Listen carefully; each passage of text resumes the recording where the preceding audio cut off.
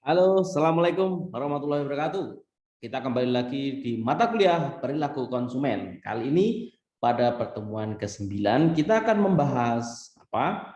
Ya, pengaruh kelas sosial. Nah, oke. Sekarang capaian pembelajarannya apa? Tetap singkat aja, nggak usah terlalu banyak. Ya, saya khawatir malah lupa ya. Kalian sudah belajar terlalu banyak mata kuliah. Nah, ini di mata kuliah perilaku konsumen ini pada pertemuan ke-9 ada 4 yang selalu saya tekankan untuk menjadi capaian pembelajaran. Yang pertama, mengetahui apakah kelas sosial itu. Yang kedua, mengetahui jenis-jenis pembagian dalam kelas sosial. Yang ketiga, contohnya dong. Jadi ini bukan mata kuliah yang teoritis banget ya, tetapi juga harus ada contohnya dalam praktek-praktek pemasaran ya. Dan yang keempat tentunya kalian jadi bisa memberikan contoh pengaruh kelas sosial dalam pemasaran. Oke. Apa sih kelas sosial dalam apakah kelas sosial itu? Nah, secara singkat kelas sosial itu adalah pengelompokan orang berdasarkan kriteria tertentu. Ya, terserah kriterianya apa. Tapi lebih sering kriterianya yang selalu yang lebih banyak digunakan adalah kriteria berdasarkan ekonomi ya, berdasarkan pendapatan misalkan ya, berdasarkan tingkat ekonomi dari suatu orang ya. Contohnya yang pengelompokan orang berdasarkan kriteria tertentu yang nantinya akan membuat orang itu bertindak membeli produk tertentu juga ya.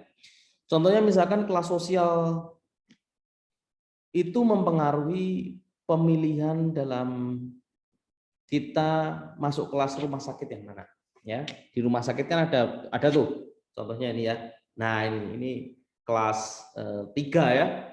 Mungkin ada kelas 4 ya. Di situ bednya banyak gitu ya. Dalam satu ruang. Kamar mandinya cuma satu tanpa AC ya, ada kipas anginnya nih ya kan, ada kipas anginnya, hilang tangan saya, ada kipas anginnya di situ.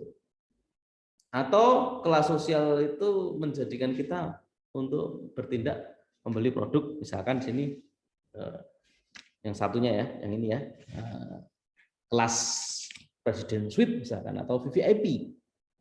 Situ ada sofanya, yang nunggu bisa ada di sofa, ada televisinya, ada kamar mandi dalamnya, ada water heaternya, ada AC-nya, ada macam-macam ya. Makanannya pun juga sangat enak. Nah, kelas rumah sakit ini tentunya akan dipilih berdasarkan kelas sosial ya, kriteria tertentu khususnya kriteria ekonomi. Ya. Nah, jenis-jenis kelas sosial biasanya pembagian kelas sosial itu ada yang berdasarkan pendapatan, ya, ada yang berdasarkan pendidikan, ada yang berdasarkan pekerjaan, jabatan dan sebagainya. Tetapi paling sering memang yang dibuat untuk para marketer membagi segmentasi dalam memasarkan produknya yaitu kelas pendapatan, ya. Misalkan pendapatan di atas 15 juta, yang paling tinggi ya. Yang paling bawah, kelas sosial yang paling bawah misalkan di bawah 2 juta atau di bawah UMR misalkan. Pendidikan, kelas yang lulusan S3 misalkan, yang paling atas, yang paling bawah mungkin SD pun nggak lulus misalkan. Ya. Pekerjaan, nah kalau pekerjaan gimana ya? Sebenarnya pekerjaan ini bukan jenjang ya, belum berarti bahwa kalau petani itu pasti kelas bawah ya nggak? Kalau petaninya petani yang luar biasa gede gitu ya, mungkin buruh misalkan ya, atau pekerja lepas informal misalkan dan sebagainya. Nah, tetapi yang paling sering dipakai adalah pendapatan memang ya. Contoh pengaruh kelas sosial ya, dalam memilih baju ada berbagai macam toko, ada berbagai macam retail ya. Seperti kita ketahui, misalkan yang di sisi bawah ini Ramayana ya, dengan produk, merek, harga yang barang tentu sudah sesuai dengan kelas menengah ke bawah ya. Kemudian ada Matahari, department store. Kemudian ada Sentro. Kalau di JI, Grand Indonesia Mall Jakarta, ada Seibu misalkan. Dan ini ada Pakson juga misalkan, mungkin di tengah-tengah, Sentro dan Seibu misalkan. Nah ini adalah pengaruh, kelas sosial itu akan memberi pengaruh orang membeli baju fashion di mana? Ramayana, Matahari, Sentro atau Seibu. Tetapi perlu diingat ya, bukan berarti orang yang membeli di Seibu itu pasti orang dengan pendapatan kelas atas ya. Artinya apa? Sering sekali kita sebenarnya berada di kelas sosial tertentu, tetapi kita jump. Kita melompat di kelas sosial yang sebenarnya bukan kelas kita. Kalau kalian sering ketahui, yaitu ada istilah yang sedang beberapa tahun ini populer adalah pansos, panjat sosial. Nah, pansos, istilah pansos sangat familiar sekali ya, di mana orang itu sebenarnya di kelas sosial yang bawah, tetapi dia memanjat, ya, memanjat untuk menjadi kelas sosial yang lebih atas. Apakah ini jelek? Ya belum tentu. Kita kembalikan kepada masing-masing individu ya. Tetapi setidaknya kita sudah difasilitasi oleh berbagai toko ya, berbagai merek. Kalau kita posisi kita di kelas sosial tertentu, tetap kita bisa membeli kok. Ya, membeli barang yang untuk fashion ya, asal kita tidak mengagungkan sebuah merek misalkan. Contohnya juga misalkan seorang yang sebenarnya mampu, the have gitu ya, sebenarnya dia bisa beli di Seibu gitu ya, tetapi dia beli di Ramayana, apakah nggak boleh? Ya boleh, tentu boleh.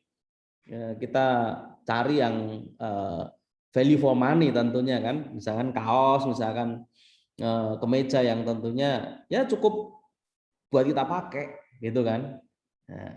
Nah ini setidaknya pengaruh kelas sosial ini bisa mempengaruhi kita untuk membeli di mana ya. Sebagai marketer juga dengan adanya kelas sosial ini kita harus tahu segmen target market kita tuh siapa, kelas sosial yang mana, sehingga kita bisa memberikan sesuai dengan mereka, sesuai dengan kemampuan mereka ya. Misalnya kita bikin kursus, kita bikin suatu pendidikan gitu misalnya. Nah, kelas sosial mana yang menjadi target market kita? Ya, jangan sampai ketika kelas sosial kita yang menjadi target itu X, tapi kita terlalu up fasilitasnya dan juga sebaliknya. Nah, sekarang kalian beri contoh nih. Berilah contoh jenis bisnis yang memiliki produk yang sesuai kelas sosial pada pendidikan atau berdasarkan pekerjaan. Coba kasih contoh. Produk apa yang dibeli ya, yang ada pembagian kelas sosialnya, tetapi bukan berdasarkan pendapatan atau tingkat ekonomi ya, tetapi berdasarkan pendidikan S1, S2, S3, SMP, SMA gitu ya. Dan berdasarkan pekerjaan. Oh, ini produk ini untuk pekerjaan ini, untuk produk ini untuk pekerjaan ini. Silakan beri contoh di kolom komentar bawah atau di diskusi tentunya ya. Dan yang berikutnya sebagai marketer, jangan lupa kalian tetap di sini sebagai marketer ya. Sebagai marketer apa yang harus Anda lakukan nih jika konsumen Anda memiliki beda-beda kelas sosial? Apa yang Anda lakukan? Apakah hajar kanan semua kelas sosial kalian fasilitasi seperti Toyota punya Lexus tapi juga punya Agia? Tergantung kalian. Oke, terima kasih. Pertemuan ke-9. Assalamualaikum warahmatullahi wabarakatuh.